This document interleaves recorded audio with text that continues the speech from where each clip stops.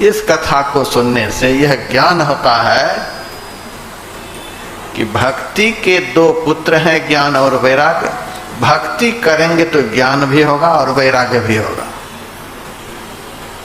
और भक्ति केवल संतनकर संगा तक ही सीमित नहीं है। हम लोग यहीं तक सीमित रख देते हैं। जैसे शरीर के बहुत से अंग हैं, पैर भी अंग है, हाथ भी अंग है, नाक अंग है, कान अंग है, सारे अंगों को मिला करके शरीर होता है। केवल हाथ को शरीर नहीं कहा जाता है, केवल पैर को शरीर नहीं कहा जाता है, केवल आंख को शरीर नहीं कहा जाता है। जब सब मिलता है तब शरीर कहलाता है। शरीर के किसी अंग को शरीर से अलग कर दिया जाए, हाथ को काट के हटा दिया जाए, शरीर तो रहेगा, बहुत सारे अंग रहेंगे, लेकिन वह शरीर अपूर्ण माना जाएगा। एक भी अंग को शरीर से अलग कर दिया जाए तो शरीर अपूर्ण माना जाएगा। और एक अंग को शरीर नहीं कहा जाएगा। समग्र अंगों का समन्वय शरीर होता है। उसी तरह से प्रथम भगति संतन कर संगा, यह भक्ति का पहला अंग है। पहला अंग ही संपूर्ण भक्ति नहीं है। दूसरी रति मम कथा प्रसंगा, कथा प्रसंग सुन ली और भक्ति पूरी हो गई, सो बात नहीं है।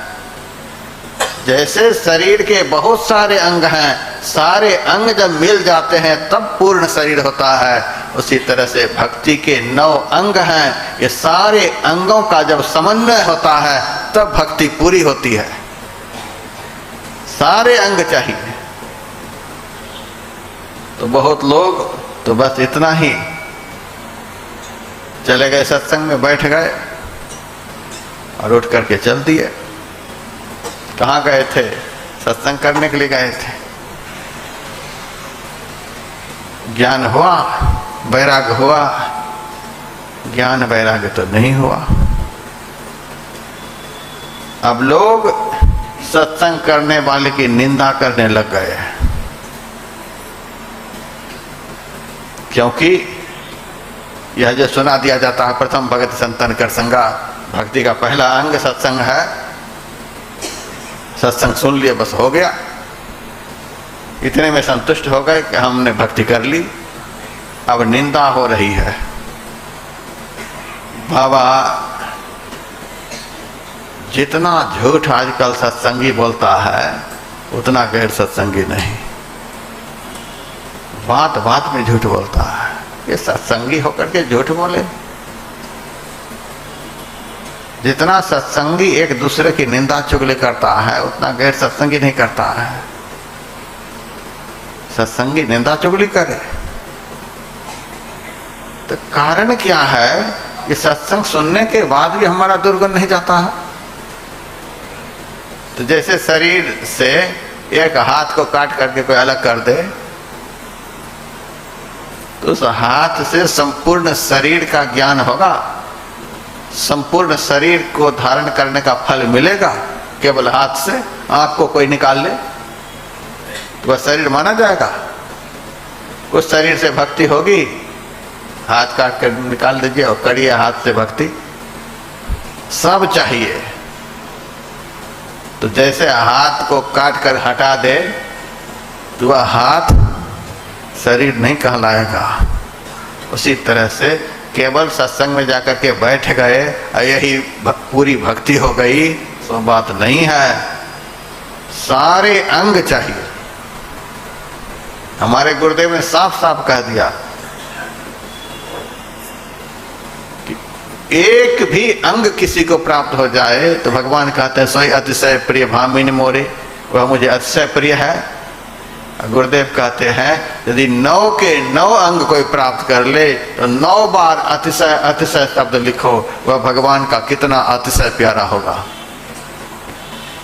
प्रथम भगति संतन कर संगा, चले गए सत्संग करने के लिए, बैठ गए।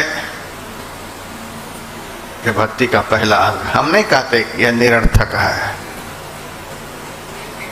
बैठ गए, भक्ति का पहला अंग प्राप्त हो गया। और बैठ करके बढ़िया से सुनने लग गए तो भक्ति का दूसरा अंग प्राप्त हो गया।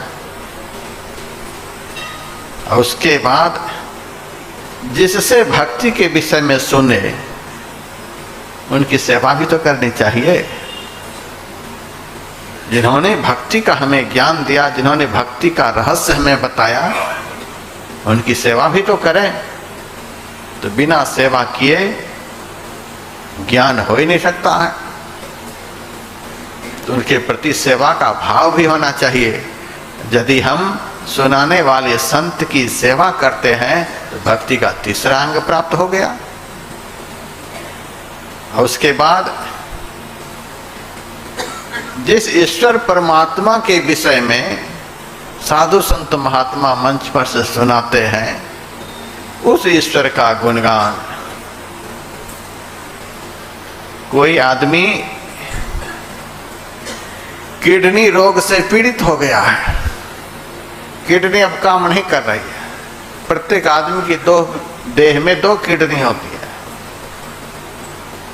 एक किडनी काम नहीं करती है तो किसी आदमी को कुछ पैसे दे करके उनसे खरीद लेते हैं। डॉक्टर आजकल बेचते भी हैं किडनी। तो किसी से किडनी खरीद करके अपनी देह में लगा लेते हैं, आपका शरीर सुरक्षित हो जाता है। पैसे भी लगाए तो भी उस आदमी के विषय में कितना बोलते हैं, हाँ इस आदमी ने हमारी जान बचा दी, ये यदि किडनी नहीं दिए होते तो हम मर जाते। एक किडनी पैसे पर किसी ने हमको दी तो भी हम उनकी बड़ाई करते हैं। कभी कभी कोई रक्तदान करते हैं, किसी की देह में रक्त की कमी हो जाती है, कोई रक्तदान करते हैं। तो जिन्होंने हमारी देह में रक्त दिया उनकी हम कितनी बड़ाई करते हैं। हाँ, विपत्ति की घड़ी में हमारा शरीर रक्त विहीन हो रहा था, इन्होंने रक्त दे करके हमारी देह को बचा लिया, कितनी प्रशंसा करते हैं। कोई कोई नेत्र दान भी करता है, अंत काल में नेत्र निकाल करके दे देता है। यदि हमारे नेत्र के देने से दूसरे को दिखाई देने लग जाए, इससे बढ़कर क्या हो सकता है। नेत्र दान करते हैं, उनकी भी लोग बड़ाई करते हैं, इन्होंने हमको नेत्र दे दिया। पैसे लेकर भी देता है तो भी बड़ाई करते हैं। लेकिन परमात्मा ने 2 किडनी हमको दी, 2 नेत्र दिए, 2 कान दिए, 2 हाथ दिए, 2 पैर दिए, कितना कुछ दिया परमात्मा ने। एक किडनी देने वाले की कितनी बड़ाई करते हैं। जिन्होंने सब कुछ फ्री में दिया, क्या उनका सुबह शाम गुणगान भी नहीं करना चाहिए। हे प्रभु, आपने हमको यह दिया वह दिया। तुलसीदास जी महाराज ने तो कहा, परमात्मा ने हम लोगों को इतना दिया है कि एक मुंह को कौन कहे, करोड़ों मुंह हमारे पास हो जाएगा तो भी उसका वर्णन नहीं कर सकते।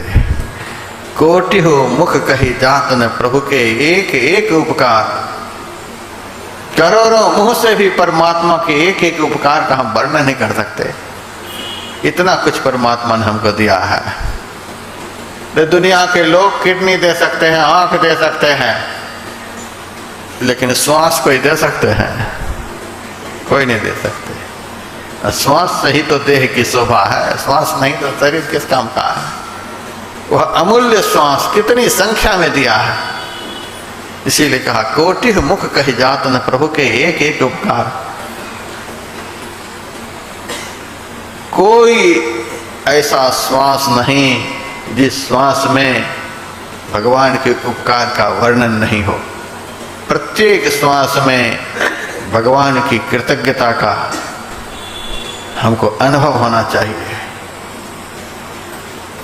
और किसी भी श्वास में यदि कोई उस ईश्वर परमात्मा को भूल जाता है तो उस भूलने वालों को कृतज्ञ कहा जाता है। एक श्वास भी यदि हम उस प्रभु को भूल गए तो हम कृतज्ञ हैं। हम उस ईश्वर के कृतज्ञ तब हैं जब प्रत्येक श्वास में उनका स्मरण हो, चिंतन हो, गुणगान हो। हर श्वास में उनकी कृतज्ञता ज्ञापित करें, आपने ऐसा किया, उनकी कृतज्ञता के बगैर, उनका नाम लिए बगैर, उनका स्मरण किए बगैर हमारा एक श्वास भी व्यर्थ न जाए। यही है भक्ति का चौथा अंग। कहने के लिए तो फटाफट कह देते हैं चौथी भक्ति में गुणगणा करे कपट तजी गान। भक्ति का चौथा अंग इस तरह से हमको समझना है कि परमात्मा के दिए हुए हर श्वास में हम उनका स्मरण करें, क्योंकि श्वास कोई नहीं दे सकता। श्वास को घटाने की ताकत परमात्मा में है। यदि श्वास में सिमरन नहीं करेंगे, हमको कृतज्ञ जान करके श्वास घटा देंगे, इसको श्वास देना व्यर्थ है, जल्दी इसका खेल खत्म करो। और यदि प्रत्येक श्वास में सिमरन हो रहा है तो वे परमात्मा जानेंगे हमारे दिए हुए दुर्लभ श्वास का यह सदुपयोग कर रहा है, इनकी देह में श्वास को बढ़ा दो। श्वास को बढ़ाने की ताकत, श्वास को घटाने की ताकत श्वास देने वाले ईश्वर के पास है और किसी के पास नहीं। और एक बात मैं कभी कभी सुना देता हूं, श्वास बढ़ाने की ताकत, श्वास घटाने की ताकत ईश्वर में है, क्योंकि उन्हीं का दिया हुआ श्वास है। जब शरीर में श्वास नहीं रह जाएगा, श्वास रहित शरीर में फिर से श्वास दिलवाने की ताकत सदगुरु में है। सदगुरु यदि चाहें तो जिनका श्वास खत्म हो गया है तो एक बार पैर भी लगा दें, कुछ दिनों के लिए महाराज थोड़ा सा और जीवन दे दो। श्वास को जितना देना चाहते हैं परमात्मा, उससे अधिक बढ़वा देने की ताकत संत सदगुरु में है। इसीलिए परमेश्वर से गुरु बने। इस भाव से ईश्वर का निरंतर गुणगान करना, ऐसा दुर्लभ पदार्थ जो दुनिया में कोई नहीं दे सकते, ईश्वर ने दिया है। उस एक एक श्वास में उस प्रभु का सिमरन हो, यही भक्ति का चौथा अंग है। मंत्र जाप मम दृढ़ विश्वासा, संत सदगुरु के बताए हुए जो मंत्र है, उस मंत्र का दृढ़ विश्वास के साथ जप करना। आप लोगों से पूछा जाए इसका क्या अर्थ आपने समझा? दृढ़ विश्वास के साथ मंत्र का जप करना क्या हुआ? मतलब दृढ़ विश्वास के साथ, दृढ़ विश्वास के साथ मंत्र का जप करना, इसका भाव है हम जो मंत्र बोल रहे हैं, जिनका यह मंत्र है, वे इसको सुन रहे हैं। यह है दृढ़ विश्वास। मंत्र जप का अर्थ इष्ट का आवाहन करना, इष्ट को बुलाना, इष्ट को पुकारना। हम जिनको पुकार रहे हैं वे हमारी पुकार को सुन रहे हैं, यह दृढ़ विश्वास होना चाहिए। जब वे हमारी पुकार को सुन ही रहे हैं तो हमको क्या फिक्र है? बार बार के कूकते कभों को लगे पुकार, वो सुन रहे हैं, हमको क्या चिंता है? एक मस्जिद के अंदर बहुत सारे मौलाना नमाज अदा कर रहा था। एक मौलाना ऐसा था जो 40 साल से नमाज अदा कर रहा था। जहां एक ही जगह पर नमाज अदा करता था, वो धरती घिस गई थी, इतना नमाज उन्होंने अदा किया था। एक दिन आकाशवाणी हुई, ऐ मौलाना, हम तुम्हारी नमाज को स्वीकार नहीं करते। मौलाना खुशी के मारे नाचने लगा। किसी ने उनसे कहा, ये शर्म नहीं आती है? 40 साल से नमाज अदा करते करते धरती घिस गई, तो भी तुम्हारी नमाज को खुदा स्वीकार नहीं कर रहे हैं। तुम्हें तो शर्म के मारे मर जाना चाहिए था, और तू खुशी के मारे नाच रहा। तब उस मौलाना ने कहा, हमें तो आज तक विश्वास ही नहीं था कि हमारी नमाज खुदा तक पहुंच रही है। लेकिन आज की आकाशवाणी सुनकर हमें विश्वास हो गया कि हमारी नमाज खुदा तक पहुंच रही है। जब खुदा तक हमारी नमाज पहुंच रही है तो अब तो और जोर लगा करके नमाज पढ़ूंगा, कभी ना कभी उनको स्वीकार भी जरूर करना पड़ेगा। कब तक कान में अंगुली लेकर के वो बैठे रहेंगे? एक न एक दिन अंगुली निकाल करके उनको सुनना भी पड़ेगा। जब पहुंच रही है नमाज तो स्वीकार भी करना पड़ेगा।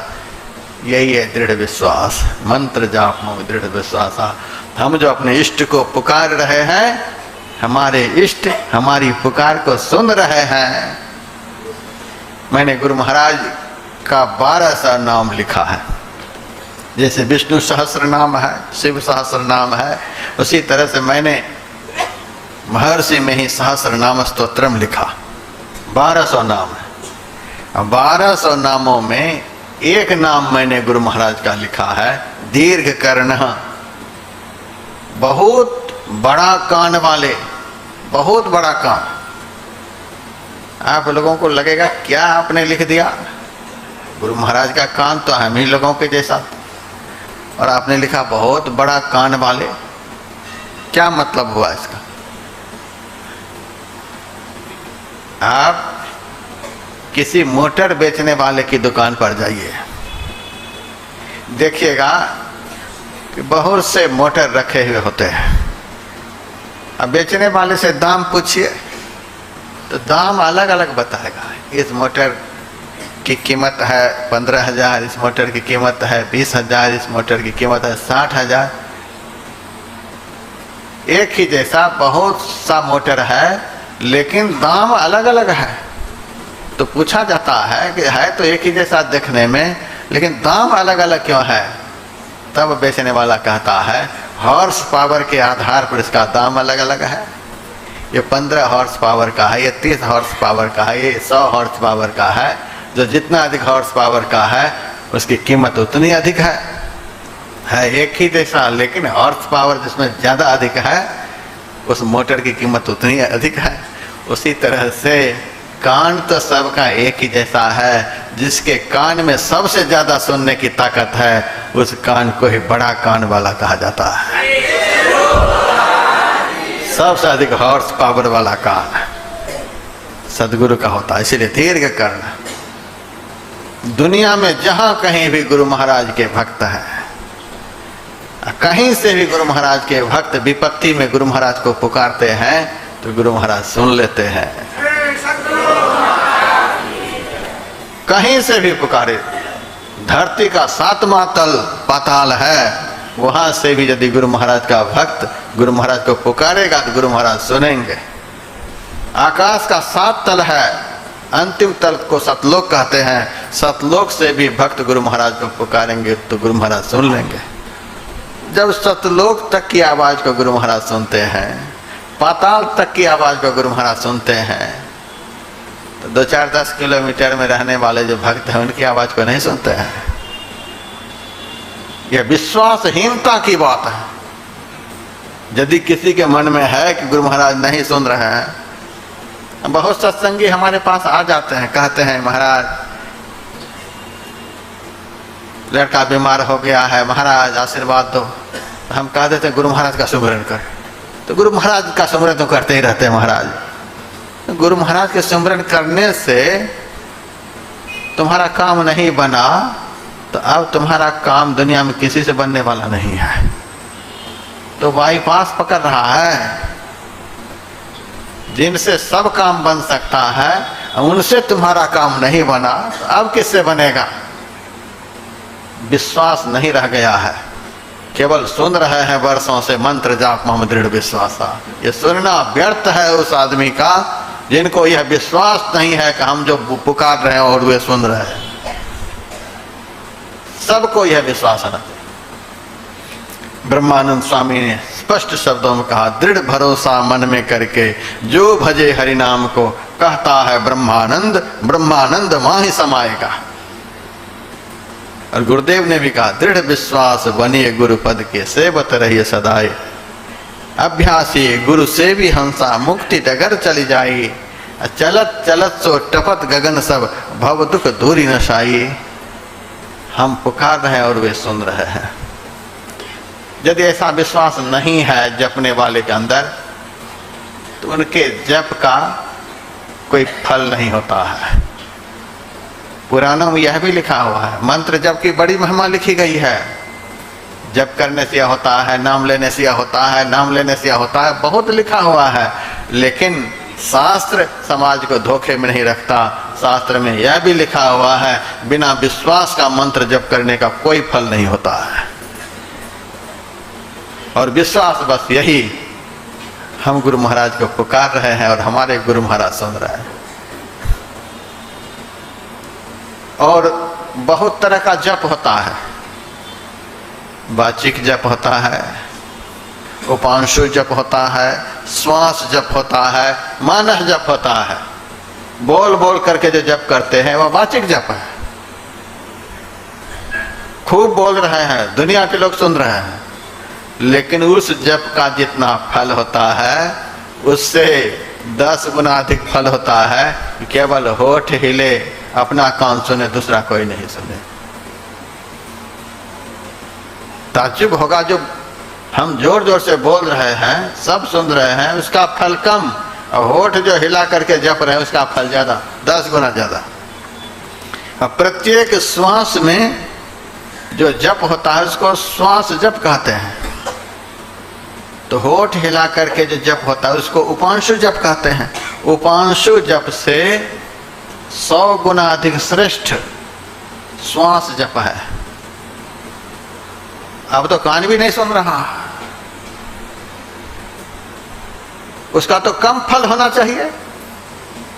कान भी नहीं सुन रहा है, दूसरे को भी पता नहीं चलता, उसका फल तो कम होना चाहिए। लेकिन नहीं, 100 गुना ज्यादा।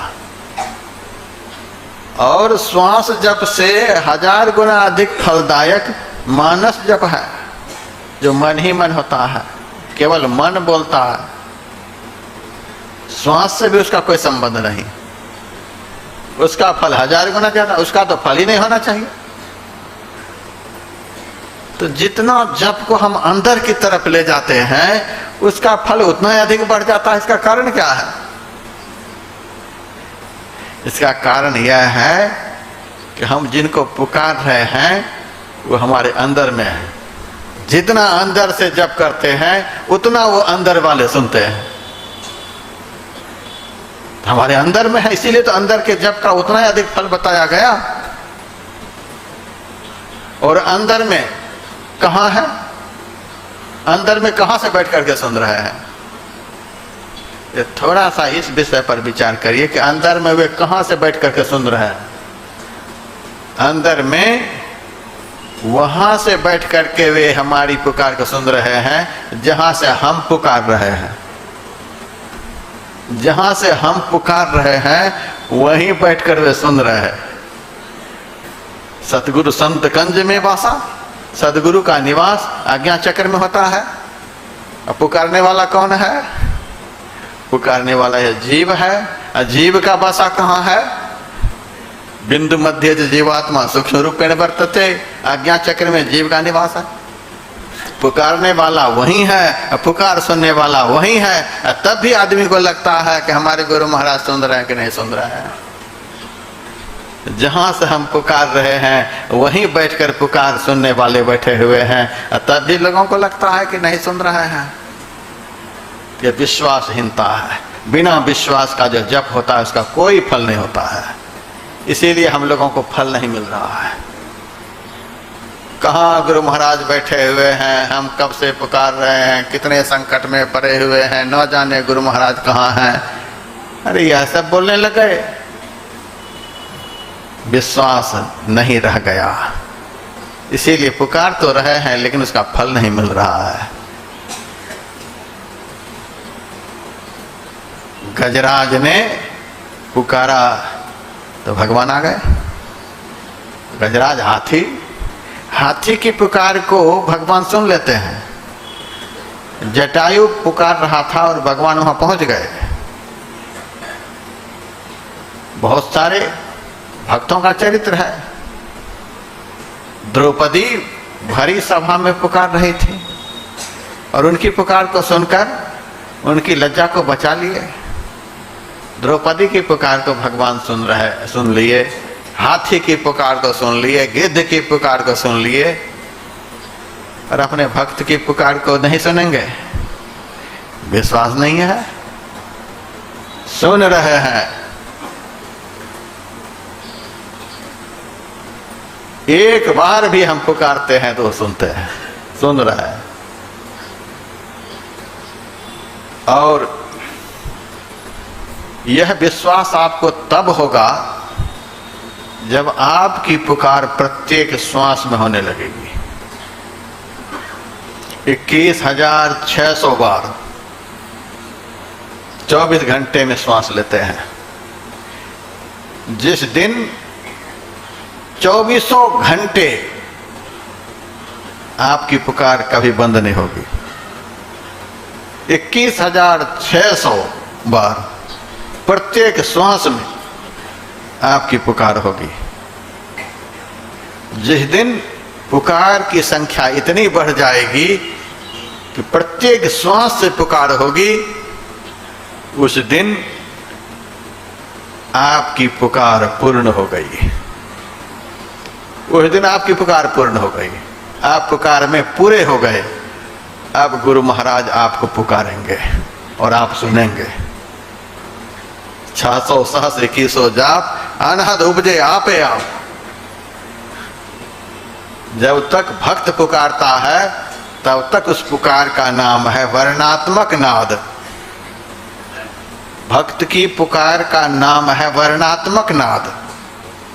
अक्षर में हम बोल रहे हैं। जब आराध्य देव पुकारने लग जाते हैं भक्त को, तब उस पुकार का नाम होता है अनहद नाद।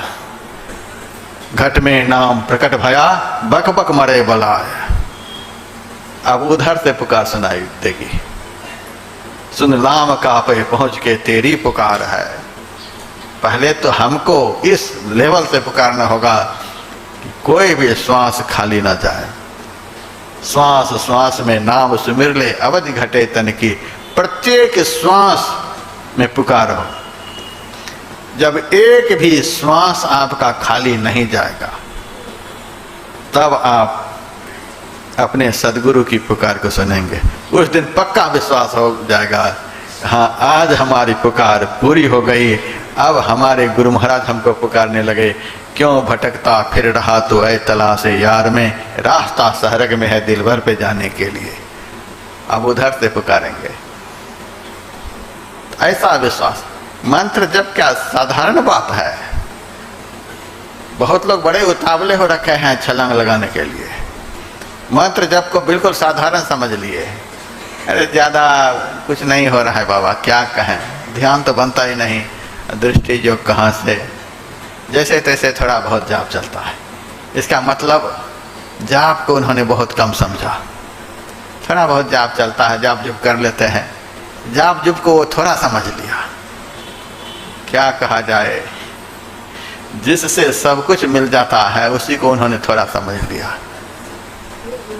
तो विश्वास कमजोर हो गया।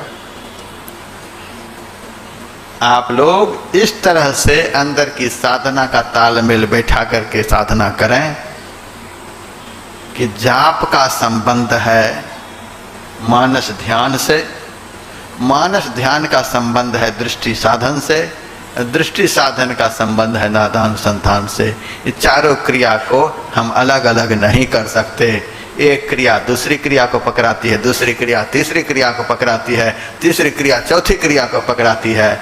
ऐसा यदि कोई चाहेगा, हम 1 घंटा बैठ करके पहले जाप कर लेते हैं, फिर दूसरे सत्र में 1 घंटा ध्यान कर लेते हैं, फिर तीसरे सत्र में दृष्टि जोड़ेंगे और चौथे सत्र में नाद सुनने लग जाएंगे। ये चारों क्रिया को अलग अलग करने वाले सब दिन परमात्मा से अलग ही रहेंगे, कभी मिल नहीं सकेंगे। एक क्रिया का दूसरी क्रिया से संबंध है। जाप करते करते ही रूप प्रकट होता है, रूप का चिंतन करते करते ही बिंदु प्रकट होता है, बिंदु का चिंतन करते करते ही नाद प्रकट होता है। एक क्रिया का दूसरी क्रिया से संबंध है। लोग अलग अलग कर देते हैं, इसलिए अलग अलग रह जाते हैं।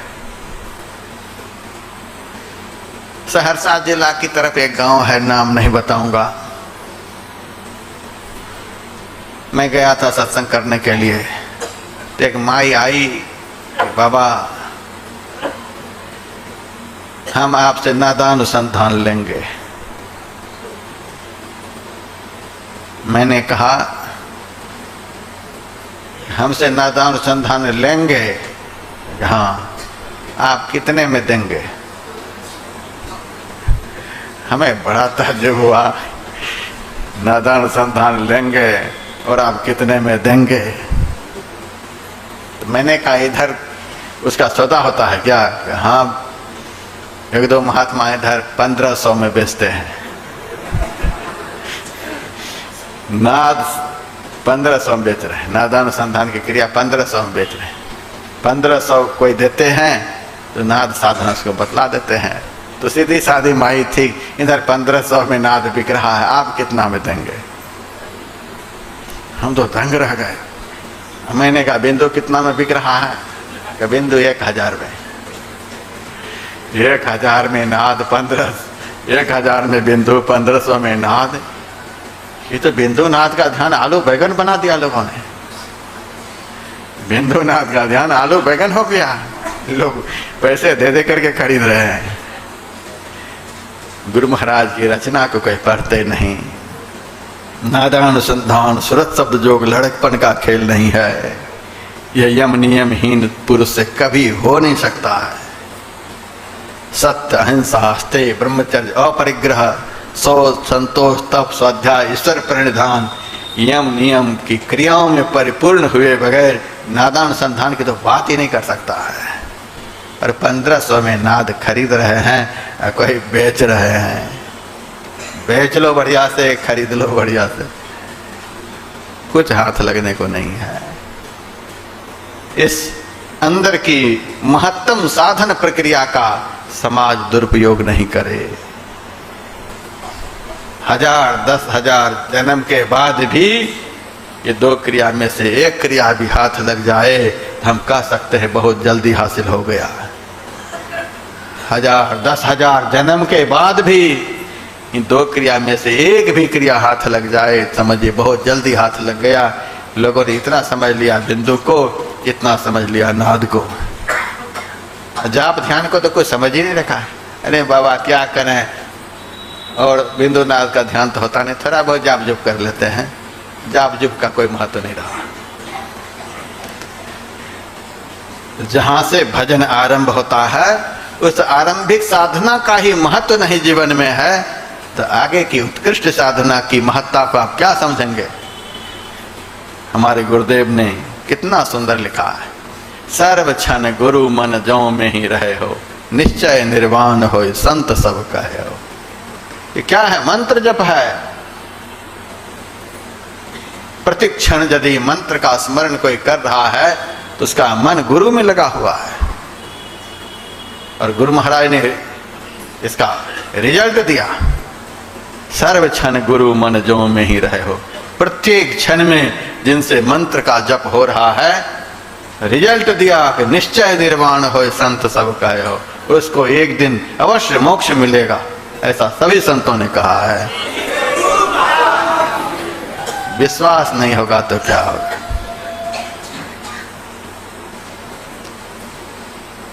गुरु गुरु अति सुखद जाप, जापक जन हरत ताप, गुरु ही सुख रूप आप अमित गुणन धारे। यह गुरु का मंत्र जो है क्या करने वाला है? ये जो गुरु गुरु करते रहते हैं, ये क्या करने वाला है? दुख हरण करने वाला है और सुख प्रदान करने वाला है। गुरु गुरु अति सुखद जाप, सुख देने वाला है। इस बार मैं वर्षा ऋतु में देहरादून में ठहरा हुआ था। प्रवास काल में धर्म ग्रंथों को देखता हूं। एक ग्रंथ का नाम है रुद्रयामल तंत्र, 2 खंडों में है। दुनिया में जितने भी धर्म ग्रंथ हैं, सभी धर्म ग्रंथों में शिव जी ने पार्वती जी को उपदेश दिया है, लेकिन रुद्रयामल तंत्र ऐसा ग्रंथ है जिस ग्रंथ में पार्वती जी ने शिव जी को उपदेश दिया है।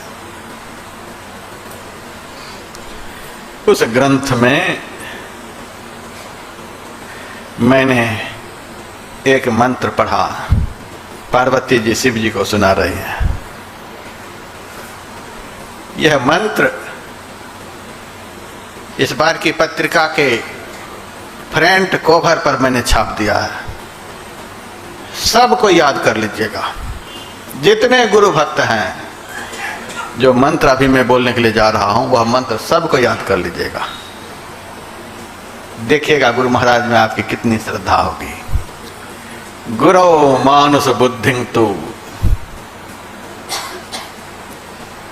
हे नाथ, जो गुरु को मनुष्य समझता है, जो गुरु में मनुष्य बुद्धि रखता है, ये मनुष्य है। भले ही कागज का यह चित्र है, चित्र कागज का है, लेकिन इस कागज में जो है वो कागज नहीं है। इस कागज को आप लोगों को कागज नहीं समझना है। कृपा सिंधु नर रूप हरि, मनुष्य के रूप में भगवान है। यदि ऐसी भावना नहीं आप लोग रखते हैं कि भगवान है, तो आपको क्या मिलेगा? कागज से आपको फल मिलेगा? कागज को हाथ जोड़ने से आपका मनोरथ सिद्ध होगा? कागज का ध्यान करने से आपको सिद्धि मिलेगी? गुरु महाराज का किसी भी रूप में चित्र नजर आए तो हमारे लिए भगवान है। पत्थर के रूप में वह चित्र है, चाहे कागज के रूप में वह चित्र है, चाहे काठ के रूप में वह चित्र है, किसी भी रूप में हमारे गुरुदेव का यदि चित्र है तो हमारे लिए वह चित्र नहीं, वह भगवान है। खाली जयकारा बोलने से काम नहीं चलेगा। जो इस प्रकार से समाज को भ्रमित करने वाले लोग हैं, ये जयकारा की आवाज उनको जवाब देने के लिए निकलना चाहिए। जयकारा आप लोग बहुत बोल रहे हैं। जो इस तरह का दुष्प्रचार करने वाले साधु हैं, जो कहते हैं कि पत्थर की मूर्ति है, ये पत्थर की मूर्ति है, ये काठ की मूर्ति है, ये कागज की मूर्ति है, जो साधु इस तरह का दुष्प्रचार समाज में कर रहे हैं, उनको जवाब देने में जयकारा का शब्द निकलना चाहिए। यहाँ जयकारा बोल देंगे और यदि कोई गुरु महाराज की मूर्ति की निंदा करेंगे तो वहां भी जयकारा बोल देंगे। जयकारा बोलने की आदत नहीं होनी चाहिए। जहां जयकारा बोलनी है वहां जयकारा बोलनी है। बहुत सुनने को मिलता है, इसीलिए इस बार मैंने यह मंत्र दे दिया है, गुरु मानुष बुद्धिं तु। जो गुरु को मनुष्य समझता है, जो गुरु में मनुष्य का भाव रखता है, ये मनुष्य है। परमात्मा ने राम के रूप में अवतार लिया, परमात्मा ने कृष्ण के रूप में अवतार लिया, लेकिन गुरु की ऐसी महिमा, वे परमात्मा भी जब गुरु विश्राम करते थे तो उनके चरणों को दबाते थे। जिनके चरण को भगवान दबाए, उनका चरण हम लोगों के लिए कितना पूजनीय होना चाहिए, यह कल्पना करिए। इसीलिए पार्वती जी कहती, गुरु मानुष बुद्धिं तु मंत्रेषु लिपि भावनम। गुरु के दिए हुए मंत्र को जो शिष्य केवल अक्षर समझता है, 2 अक्षर का दे दिया है, गुरु गुरु करते रहो, गुरु गुरु करते रहो। गुरु के दिए हुए ये 2 अक्षर को जो अक्षर समझता है, अक्षर दे दिया है, रट रहे हैं, कदापि नहीं।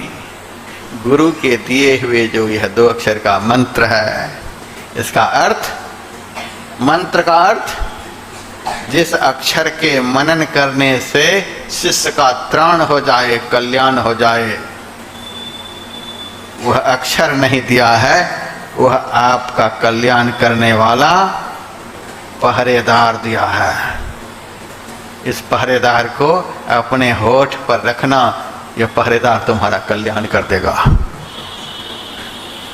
मंत्रेश लिपि भावनम, जो गुरु के दिए हुए मंत्र को अक्षर समझता है। प्रतिमा सुशिला रूपम, और गुरु महाराज की प्रतिमा को जो पत्थर समझता है, डिहरी ऑन सोन में सत्संग का आश्रम है, गुरु महाराज का आश्रम है, और वहां किसी ने गुरु महाराज की प्रतिमा को लगा दिया था, पत्थर की प्रतिमा को। संत मत का ही साधु उस प्रतिमा को उठा करके नदी में फेंक दिया, नदी में फेंक दिया। संत मत में अब पत्थर की पूजा शुरू हो जाएगी, पत्थर की पूजा शुरू हो जाएगी। इसी संस्था के साधु, और फेसबुक पर डाला गया, दुनिया देखे कि हम फेंक रहे हैं। गुरु महाराज की मूर्ति को उठाकर नदी में फेंकने वाला मुगल काल में देवताओं की प्रतिमा को, भगवान की प्रतिमा को मुसलमान लोग तोड़ते थे, फोड़ते थे, उठा करके फेंकते थे। हम यह कह सकते हैं वे संत मत का मुसलमान है जो गुरु महाराज की प्रतिमा का अनादर करता है। और जब वह भी भाषण सुनाता है तो उनके भाषण में भी लोग जयकारा बोलते हैं, उनके भी भाषण में लोग जयकारा बोलते हैं। हमको तो आजकल पता ही नहीं चलता है कि श्रोता के सुनने का लेवल क्या रह गया है। जो सुनाया जाए सुन लो, जो सुनाया जाए सुन लो, कभी भी ज्ञान शक्ति का प्रयोग नहीं करने के लिए तैयार है कि क्या सुना रहे हैं। जब से हमने यह लेवल देख लिया श्रोता का, अरे ये तो हम सुनाते हैं तो हमारे में भी जयकारा बोलते हैं, और जो गुरु महाराज की प्रतिमा को पानी में डुबोते हैं उनमें भी जयकारा बोलते हैं। इनको तो जयकार बोलने की आदत हो गई है। इसीलिए रोज मैं आप लोगों को ज्ञान किसको कहते हैं यह बतला रहा हूं। कथं ज्ञानम अवाप्नोति, ज्ञानियों की भूमि पर यह ध्यान साधना शिविर का अनुष्ठान हुआ है। इस भूमि पर मैं आप लोगों को बढ़िया से ज्ञान के विषय में सुनाऊंगा, सुनाते आ रहा हूं। ज्ञान किसको कहते हैं, ज्ञान कैसे प्राप्त होता है, ज्ञान की यही परिभाषा है। रोज हम लोग गुरु महाराज की स्तुति करते हैं, ब्रह्म रूप सदगुरु नमो, करते हैं कि नहीं करते हैं? ब्रह्म रूप सदगुरु नमो, प्रभु सर्वेश्वर रूप, राम दिवाकर रूप, गुरु नासक ब्रह्मतम को। गुरु ब्रह्म रूप है। ब्रह्म किसको कहते हैं? व्यापक तत्व को। सृष्टि के कण कण में जो व्यापक है वो ब्रह्म है। जब वो सृष्टि के कण कण में व्यापक है तो पत्थर में व्यापक नहीं है। लेकिन ज्ञान का स्तर इतना कमजोर हो गया है, केवल जयकारा बोलते हैं, लेकिन कौन क्या बोल रहे हैं कोई जवाब देने के लिए तैयार नहीं। सत्संगी को अब खड़ा होना पड़ेगा जवाब देने के लिए। मेरे मुंह से भी शास्त्र विरुद्ध कोई वचन निकले तो मैं आप लोगों को भी आदेश करता हूं, आप खड़ा होकर मुझे भी मना करा सकते हैं। महाराज यह शास्त्र सम्मत बात नहीं है, समाज को आप भ्रमित नहीं करो। आप लोगों को मैं आदेश देता हूं, मेरी बात यदि किसी को समझ में नहीं आए, यदि लगे कि शास्त्र के विरुद्ध ये बोल रहे हैं, तो आप लोगों में से कोई भी खड़ा होकर मुझे मना करा सकते हैं और मुझे बड़ी खुशी होगी। हम समाज को भ्रमित कर रहे हैं, इसीलिए समाज के लोग हमारे सामने खड़े होकर हमें मना कर रहे हैं। समाज को खड़ा होना पड़ेगा। इसीलिए अब क्वांटिटी बढ़ाने की जरूरत नहीं है, अब समाज में क्वालिटी बढ़ाने की जरूरत है। क्वालिटी उसको कहते हैं कि जो सत्य असत्य का जवाब दे सके, खड़ा होकर के कहे आप गलत कर रहे हैं, और आप चुप रह जाते हैं। इससे भ्रांति फैलाने वाले को प्रोत्साहन मिलता है। जहां कहीं भी गलत देखें, कोई भी हो, खड़ा होकर के जवाब दे। प्रतिमा सुशीला रूपम, जो गुरु महाराज की प्रतिमा को पत्थर समझता है, जो गुरु महाराज को मनुष्य समझता है, गुरु महाराज के बताए हुए मंत्र को अक्षर समझता है, गुरु महाराज की मूर्ति को जो पत्थर समझता है, तो पार्वती जी शिव जी से कहती हैं विभाव्य नरकम ब्रजेत, वह साधक रौरव नरक में जाता है। इसीलिए जो मंत्र आप लोग जप रहे हैं उसको साधारण नहीं समझिए। जाप जुप कर रहे हैं साधारण है, गुरु महाराज को पुकारना कोई साधारण बात है? उसका अहो भाग्य है जिनके अंदर से गुरु महाराज की पुकार होती है। वह प्रणाम करने के योग्य है जो गुरु महाराज को दिल से पुकारता है।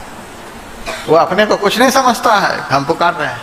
हमारी तो श्रद्धा यह है जो गुरु महाराज को पुकारते हैं उनके चरण को छू करके प्रणाम करना चाहिए।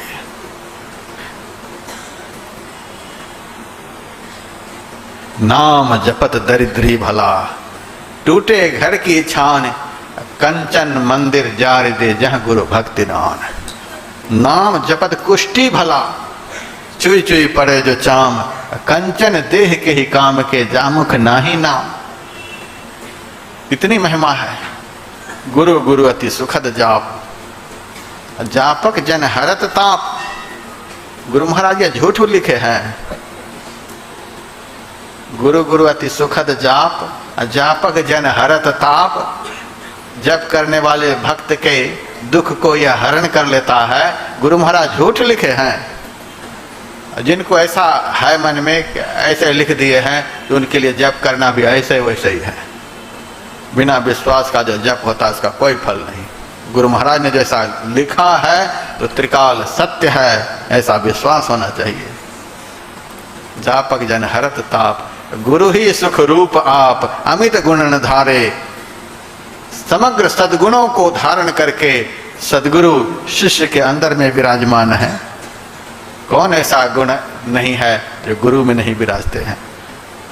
आप सिमरन करते जाइए और गुरु के अंदर के सारे गुण को अपने अंदर धारण करते जाइए।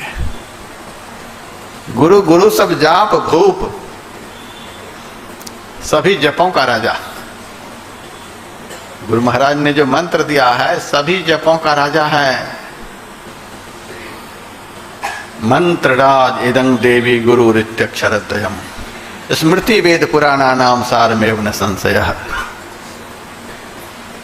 अब शिव जी पार्वती जी को कह रहे हैं स्कंद पुराण में, हे देवी, 2 अक्षर का जो गुरु शब्द है सभी मंत्रों का राजा है, स्मृति वेद पुराण का सार है, इसमें कोई संशय नहीं। दूसरी जगह लिखते हैं सप्तकोटि महामंत्रा चित्त विभ्रंशकार का, एक एव महामंत्रो गुरु रित्यक्षरद्वयम्। 7 करोड़ महामंत्र हैं जो चित्त को भ्रमित कर देने वाले हैं। उनमें से 2 अक्षर वाला जो गुरु शब्द है तत्काल फल देने वाला है। शिव जी बोल रहे हैं।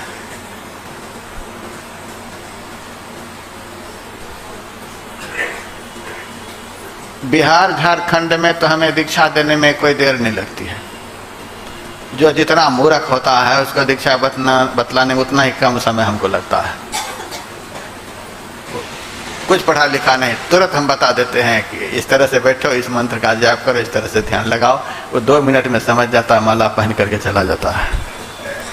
अदर स्टेट में जब मैं जाता हूँ तब दीक्षा देने में हमको बहुत समय लगता है, पढ़ा लिखा को बताने में बड़ा समय लगता है। अब बहुत दिनों से राम राम कर रहा है, कोई बहुत दिनों से शिव शिव जप रहा है, कोई बहुत दिनों से हे गोविंद राखो शरण जप रहा है। और जो बहुत दिनों से इस प्रकार के मंत्र को जप रहा है और उसको हम गुरु मंत्र जपने के लिए कहेंगे, जल्दी दिमाग में बैठेगा? मुद्दत से राम मंत्र की महिमा है, मुद्दत से कृष्ण मंत्र की महिमा है, शिव मंत्र की महिमा है, और आप हमको वह छुड़ा करके गुरु मंत्र दे रहे हैं। राम मंत्र क्यों नहीं देते? शिव जी का नाम क्यों नहीं बताते?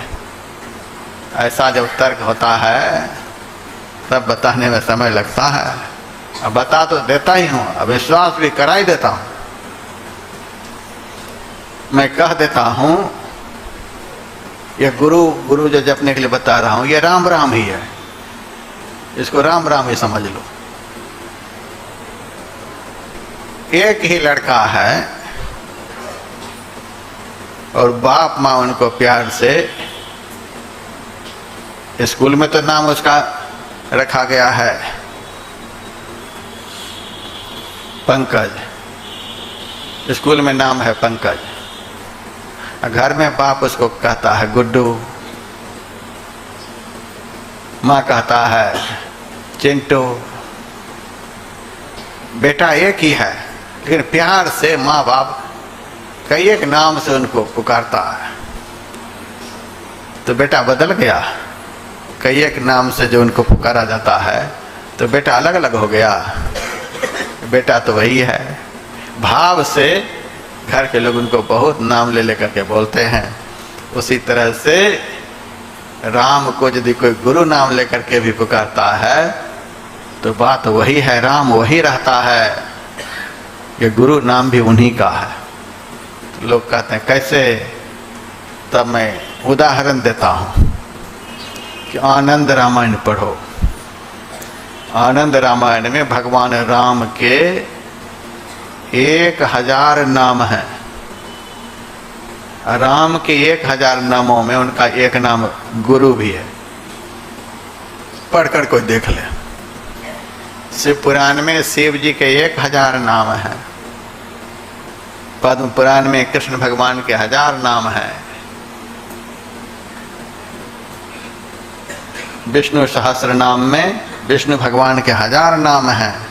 इन देवताओं के जो 1000 नाम पुराणों में लिखे हुए हैं, महाभारत में लिखे हुए हैं, रामायण में लिखे हुए हैं, उन 1000 नामों में उनका एक नाम गुरु भी है। पढ़िए आप लोग। शिव जी का 1000 नाम है, 1000 नाम में से एक नाम गुरु शिव जी का। यह शिव मंत्र भी है, यह राम मंत्र भी है, यह कृष्ण मंत्र भी है, यह विष्णु मंत्र भी है। जो गुरु मंत्र का जाप करता है उनको दुनिया के सभी मंत्र जपने का एक साथ फल मिल जाता है। इसीलिए इसको मंत्र राज कहते हैं। गुरु गुरु सब जाप भूप, सभी मंत्रों का राजा। क्योंकि सब देवता का नाम, सब देवता खुश। देवता भी चकित हैं कि हम ही को पुकार रहे हैं, हम ही को पुकार रहे हैं। राम को होता है हमारा ही नाम ले रहा है तो राम भी कृपा करेंगे। कृष्ण भगवान को लगता है कि मेरा ही नाम ले रहा है, कृष्ण भगवान कृपा करेंगे। शिव जी को लगता है कि मुझे ही पुकार रहा है, शिव जी कृपा करेंगे। गुरु गुरु बोलते हैं। सभी देवी देवताओं को होता है कि हम ही को पुकार रहा है, उनके ऊपर सब कृपा करते हैं। भाव में सब देवी देवता की कृपा, और असली कृपा तो गुरु से प्राप्त हो ही जाती है। ऐसा यह मंत्र है। गुरु गुरु सब जाप भूप, अनुपम सत शांति रूप, उपमा रहित। इस मंत्र की किसी भी मंत्र से उपमा नहीं दिया जा सकता कि यह मंत्र ऐसा ही है। उपमा में अति अनूप। गुरु गुरु सब जाप भूप, अनुपम सत शांति रूप, उपमा में अति अनूपदायक फल चारे। 4 फल देने वाले। 4 फल की बात करता हूँ तो बहुतों को लगता है कि खीरा, अमरूद, संतरा, आम, यही 4 फल है। ये 4 फल तो गुजरीन भी चौराहे पर दे देंगे। 4 फल का मतलब अर्थ धर्म काम मोक्ष, दायक फल चारे। इस मंत्र में इतनी ताकत है, यदि विश्वास के साथ इसका जप करे। विश्वास यही, हम जिनको पुकार रहे हैं वो सुन रहे हैं, तो देंगे तो वही ना। जिनको पुकार रहे हैं फल तो वही देंगे। नाम हो जाता है मंत्र का। मंत्र जप से हमको यह फल मिला। नहीं नहीं, मंत्र जप करने से जिनका यह मंत्र है वे खुश हुए और वे खुश होकर के ये फल दिए। लेकिन माध्यम तो मंत्र ही बना। ऐसा विश्वास रखना चाहिए। मंत्र जाप मम दृढ़ विश्वासा। मंत्र जब कोई करे तो ऐसा भाव रखे कि हम जो बोल रहे हैं हमारे गुरुदेव सुन रहे हैं। और यदि कोई मानस ध्यान करे, गुरु महाराज के रूप का ध्यान करे, ध्यान में गुरु महाराज का दर्शन नहीं हो, तब वह क्या करेगा? बहुत लोग तो यही आकर कहते हैं महाराज ध्यान तो करते हैं, लेकिन ध्यान में गुरु महाराज आते कहाँ हैं? बैठ बैठ करके थक गए महाराज, आसन पर आसन बदल रहे हैं, लेकिन दर्शन कहाँ गुरु महाराज दे रहे हैं? दर्शन कहाँ हो रहा है? यह भी विश्वासहीनता की ही बात है। यह तो कभी बोलना ही नहीं चाहिए कि हम गुरु महाराज का ध्यान कर रहे हैं, गुरु महाराज कहाँ ध्यान में आ रहे हैं। गुरु महाराज कहाँ दर्शन दे रहे हैं? तो जिस तरह से मैंने बताया कि हम गुरु मंत्र बोल रहे हैं तो गुरु महाराज सुन रहे हैं, उसी तरह से इसका अर्थ इस तरह से लगाइए, हम आंख बंद करके उनके दर्शन के लिए बैठे हैं। हम भले नहीं उनको देख पा रहे हैं, वे हमको देख रहे हैं। हमारी आंख में ताकत कहाँ कि हम उनको देख सकेंगे। हम तो केवल प्रेम ही कर सकते हैं, हम तो कोशिश ही कर सकते हैं। देखेंगे तो वो हमको, वे हमको देखेंगे। वे जब हमको देख लेंगे तभी हम उनको देखने के योग्य होंगे। जब वे हमको देखेंगे तब हम उनको देखने के योग्य होंगे। पहले तो वे हमको देखे, और जब वो देखने के लिए आते हैं तब तक चला खाने के लिए चला जाता है। आते हैं देखने के लिए, बैठा है कि नहीं बैठा है, तब तो वो गया। तो ऐसे चेले को कहते दर्शन होगा। किसी आसन से देर तक बैठे रहने के बिना ध्यानाभ्यास नहीं हो सकता है। इतना बैठे कि जब भी गुरु महाराज आए देखने के लिए तो हमें बैठा हुआ ही देखे। रिझे बुझे साहिब तेरा कौन पड़ा है द्वारा।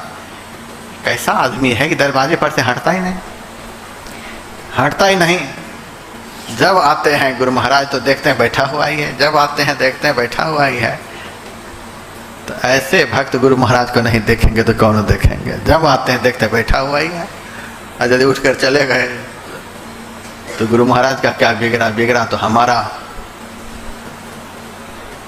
जगत गुरु शंकराचार्य के गुरु का नाम था आचार्य गोविंद पाद। 8 साल की उम्र थी जगत गुरु शंकराचार्य की, और वे गुरु की खोज में चले जा रहे थे। पता चला था कि अभी धरती पर गोविंद पाद के ऐसे कोई गुरु नहीं, तो उनके दर्शन के लिए चले आ रहे थे। गोविंद पाद पहाड़ की कंदरा में बैठे हुए थे।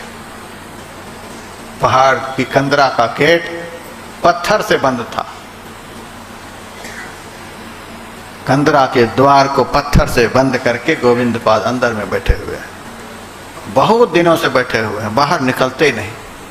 उनके हजारों हजार शिष्य कंदरा के बाहर हाथ जोड़े खड़े रहते थे कि कब द्वार खुलेगी दर्शन करूं, कब द्वार खुलेगी दर्शन करूं।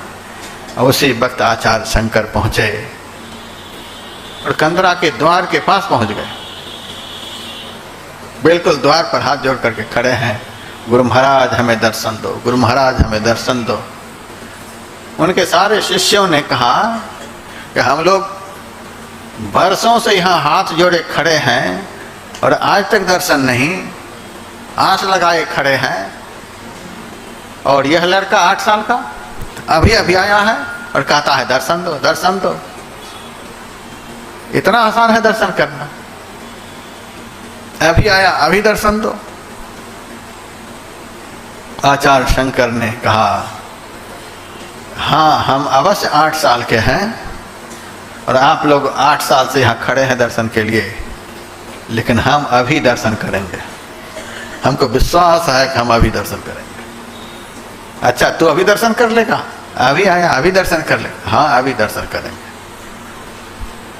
और आचार्य शंकर हाथ जोड़कर कंदरा के द्वार पर से बोलते हैं, हे आचार्य, हे गुरुदेव, हमने तो आज तक यही संतों से सुना है, ऋषि मुनियों से सुना है, धर्म ग्रंथों में पढ़ा है कि संत सदगुरु बड़े दयालु होते हैं, बड़े कृपालु होते हैं। जयति श्री कोमल तनुम, संत सदगुरु बड़े दयालु बड़े कृपालु होते हैं। भजमन सतगुरु दयाल काटे जम जाला। आज तक हमने यही सुना, यही पढ़ा, लेकिन अभी यदि मुझको दर्शन नहीं होगा तो मैं यहाँ से जाऊंगा और दुनिया में ढिंढोरा पीट दूंगा कि धर्म ग्रंथों में यह झूठा लिखा हुआ है कि संत सदगुरु बड़े दयालु कृपालु होते हैं। जैसे वो पत्थर की गुफा में रहते हैं वैसे उनका दिल भी पत्थर के जैसा हो गया है। झूठा लिखा हुआ है कि संत सदगुरु बड़े दयालु कृपालु होते हैं। मैं जा रहा हूँ ढिंढोरा पीटने के लिए। 8 साल के आचार्य शंकर की इस घोषणा को सुनकर गोविंद पाद पत्थर के द्वार को हटा करके खोल करके बाहर निकले और 8 साल के शंकर को उठा करके गोद में ले लिए, हृदय से लगा लिए और कहा, बेटा तुम्हारे जैसे शिष्य के लिए ही अब तक इस द्वार को मैंने बंद करके रखा था। इस तरह का विश्वास श्रद्धा है कहाँ इन लोगों में, मैं द्वार खोल करके इनको दर्शन देता। जब ऐसा विश्वास होता है कि सदगुरु में ऐसी दया है, ऐसी करुणा है, तब उस शिष्य के प्रति भी दया उमड़ती है। आचार्य शंकर को उठा करके गोद में ले लिया और आशीर्वाद दिया, तुम्हारी आयु तो 8 ही साल की थी, लेकिन जाओ 8 साल में दुनिया को क्या बता पाओगे, आज से तुम्हारी आयु 16 साल की हो जाएगी। आयु को दुगुनी कर दिए। वही गोविंद पाद भगवान वेद व्यास जी के रूप में उत्तरकाशी में आचार्य शंकर को दर्शन दिए। कहा कि बेटा 16 साल में भी मेरे दिल को संतोष नहीं हो रहा है, तूने बहुत काम कर दिया, तुम्हें बहुत काम धरती पर करना है, जाओ अब मैं 32 साल कर देता हूँ। 8 से 16 कर दिए, 16 से 32 कर दिए। तो 32 साल में ही आचार्य शंकर ने जो दुनिया में अद्वैत वेदांत का डंका बजाया, दुनिया में वैसा डंका बजाने वाला आज तक कोई पैदा नहीं लिया है। ऐसी श्रद्धा हो, दृढ़ विश्वास बनिए गुरुपद के, सेवत रहिए सदाई। बहुत विश्वास आना चाहिए। विश्वास विश्वास लोग बोलते हैं, लेकिन बोलने वाले को पता भी नहीं है कि विश्वास का अर्थ क्या होता है। हमको बहुत विश्वास है, हमको गुरु महाराज में बहुत विश्वास है। हमें तो पता ही नहीं चलता है कि वो बोल रहा है तो विश्वास का अर्थ भी समझता होगा। विश्वास का अर्थ होता है, जिनके लिए कहते हैं कि इनके ऊपर हमारा विश्वास है, तो विश्वास का अर्थ होता है। विश्वास का अर्थ होता है वर्तमान काल का शब्द है। थे, भूतकाल, होंगे, भविष्यत काल, है वर्तमान काल। गुरु महाराज के प्रति हम लोगों के दिल में ऐसा विश्वास हो कि गुरु महाराज हमारे शरीर छोड़कर चले नहीं गए हैं, 24 घंटे हैं। पदावली में जो भजन लिखा हुआ है, वह भजन गुरु महाराज ने 1940 ईस्वी में लिखा। पदावली का भजन गुरु महाराज ने 1940 ईस्वी में लिखा। अब बाबा देवी साहब का शरीर कब पूरा हुआ? 1919 ईस्वी के 19 जनवरी को। 21 साल पहले, भजन लिखने से 21 साल पहले बाबा देवी साहब ने शरीर छोड़ दिया था। भजन में गुरु महाराज बाबा देवी साहब के विषय में क्या लिखते हैं? जागृत जिंदा सतगुरु जग में, सब जिनको कर जोरारे। हमारे बाबा देवी साहब हमारे लिए सो नहीं गए हैं, हमें देख रहे हैं कि हमारा चेला क्या कर रहा है। यह विश्वास है।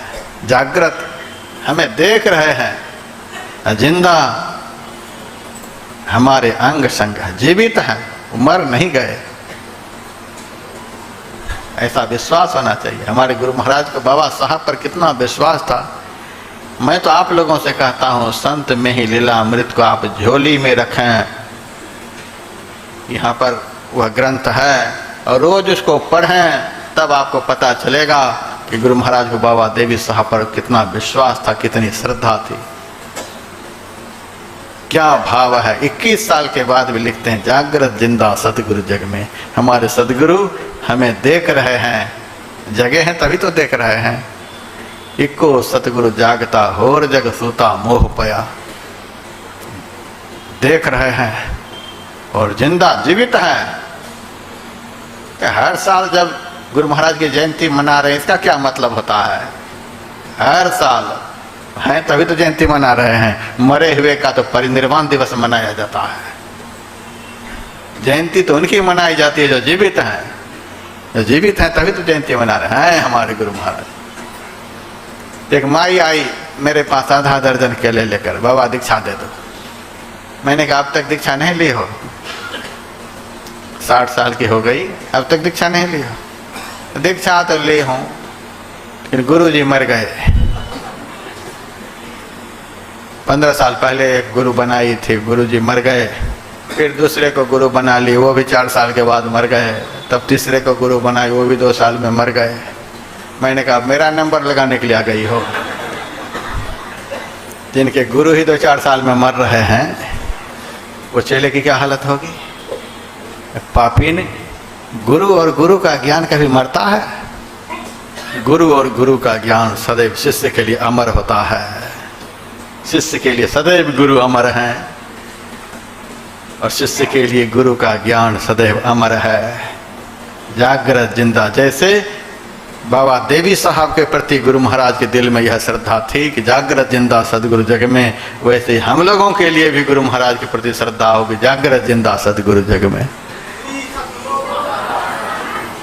दूसरी जगह लिखते हैं प्रगट सतगुरु जग में विराजे, मिटे जीवन दुखदाह। प्रगट सतगुरु जग में विराजे, प्रत्यक्ष में गुरु महाराज विराजमान है। यह सब उद्धरण पदावली में है। तो जब बाबा देवी साहब गुरु महाराज के लिए प्रत्यक्ष थे, तो हम लोगों के लिए गुरु महाराज अप्रत्यक्ष हो गए। कभी भी नहीं समझना चाहिए गुरु मानुष बुद्धि तो, गुरु में कभी भी मनुष्य बुद्धि नहीं होनी चाहिए। हम लोग ऐसा विश्वास रखें ध्यान करते समय, हम भले उनको नहीं देख पा रहे हैं लेकिन गुरु महाराज हमको देख रहे हैं, तब ध्यान करने का फल मिलेगा। आप साधना में बैठे हैं तो उस बैठना को निरर्थक नहीं समझिए। साधना में बैठना कोई साधारण बात है। आप जो यहाँ आ करके 4-4 सत्रों में ध्यान लगा रहे हैं, ये 4 बार बैठना है कि पानी में डंडा मारना है? चिता की आग में आहुति देने के जैसा निष्फल है? कदापि नहीं। इस सत्संग हॉल का एक एक समय, एक एक श्वास, एक एक मिनट सेकंड आप लोगों के लिए बड़ा कल्याणकारक है। यहाँ जो आप लोगों का एक एक मिनट, एक एक सेकंड बीत रहा है, आपके कल्याण में बीत रहा है। इसको आप निरर्थक नहीं समझिए। एक बार भी पुकार लगाते हैं तो गुरु महाराज सुनते हैं। अरे नहीं उतना कर पाए, दिन में एक बार भी यदि उनको पुकार लगा लिए, कोई साधारण बात है? गुरु को पुकारने वाला कोई साधारण होगा? गुरु को देखने के लिए आसन जमा कर बैठने वाला कोई साधारण होगा? आप लोगों का अहो भाग्य है जो गुरु महाराज को देखने के लिए बैठे हैं। लेकिन नहीं देख पाए तो उत्साह को कमजोर मत करें। हमको कभी यह कमजोरी फील नहीं होती है हम पानी में डंडा मार करके उठे।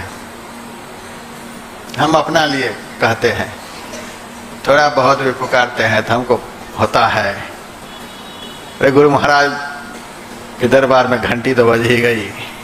जितनी बार पुकारे उतनी बार गुरुदेव के मंदिर में घंटी बज गई, कोई घंटी बजा करके गया है।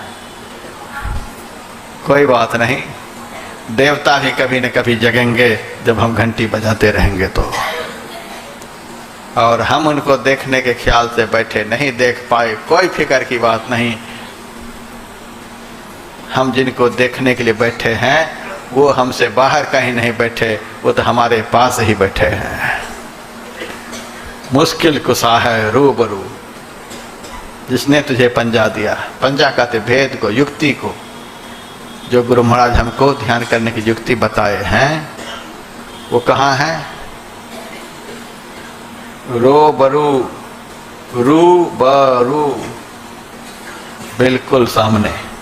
रूबरू का अर्थ एकदम सामने। जिन्होंने हमको दीक्षा दी है वो ये सदगुरु हमारे सामने बैठे हैं। किस लिए बैठे हैं? कुशा, ये फारसी का शब्द है। कुशा का अर्थ होता है कठिनाई। कुशा का एक अर्थ मारने वाला भी होता है। मुश्किल का अर्थ कठिन। कठिनाई को मारने वाले, कठिनाई को दूर करने वाले, मुश्किल कुशा, कठिनाई को दूर करने वाले हमारे सामने बैठे हैं।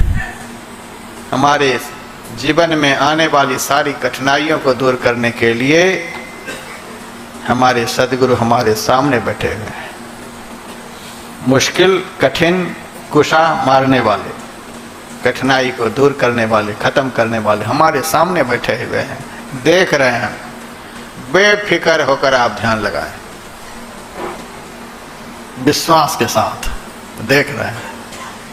यही है भक्ति का पांचवा मंत्र, जाप मम दृढ़ विश्वास, पंचम भजन सुवेद प्रकाश, षडदम शील विरत भव कर्मा, निरत निरंतर सज्जन धर्मा।